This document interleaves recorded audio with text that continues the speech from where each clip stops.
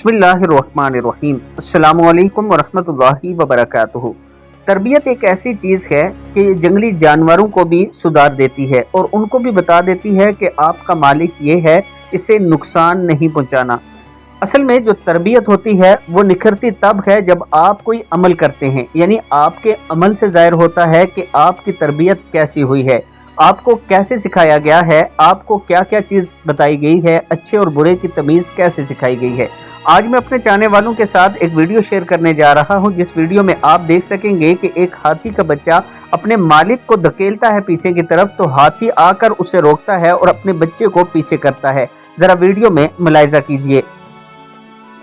Video में आपने देखा कि यह हाथी का बच्चा अपने मालिक को धक्का देने की कोशिश करता है, लेकिन बच्चे की माँ उसे रोक देती है। असल में ये तरबियत है और उस हाथी को भी ये पता है कि मेरा मालिक ये है, हमने इसकी ताबेदारी करनी है। दोस्तों, ये होती है तरबियत। अगर आप अपनी औलाद की तरबियत इस्लाम के मुताबिक करेंगे, उन्हें ये बताएंगे कि मालिक के फर्माबरदार कैसे होते हैं और मालिक हमारा रब अल्लाह है, अल्लाह की फर्माबरदारी कैसे करनी है, रसूलुल्लाह सल्लल्लाहु अलैहि वसल्लम की अताअत कैसे करनी है और सहाबा कराम और अहले बैत की नक्शे कदम पर कैसे चलना है। जब आप अपने बच्चों को शुरू से बचपन से ये सिखाना शुरू करेंगे तो यकीन मानिए बड़े होकर वो इतने बाअदब होंगे कि आप दुनिया और आखिरत दोनों में कामयाब हो सकते हैं। अगर दुनिया और आखिरत में कामयाबी चाहते हैं तो अपने बच्चों की तरबियत इस्लाम के मुताबिक करें। अस्सलामु अलैकुम वरहमतुल्लाहि वबरकातुहू।